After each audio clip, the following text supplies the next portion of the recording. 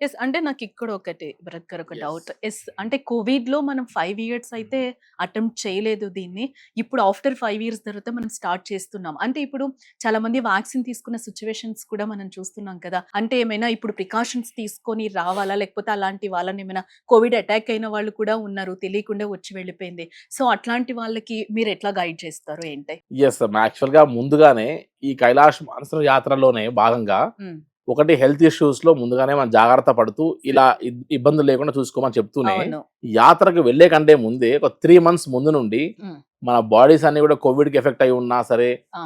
Post symptoms ఉన్నా yes. సరే, మన బాడీని అడ్జస్ట్ చేసుకోవాలి.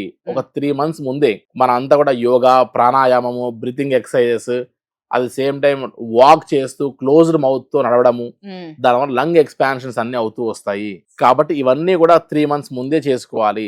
సో, 3 నెలల ముందే ఒకవైపు ప్రాసెస్, ఆ! రెండో వైపు మన ఫిజికల్ స్టేటస్‌ని అదేవిధంగా మెంటల్ స్టేటస్‌ని ట్యూన్ చేసుకుంటూ చేసే యాత్ర. ఓకే.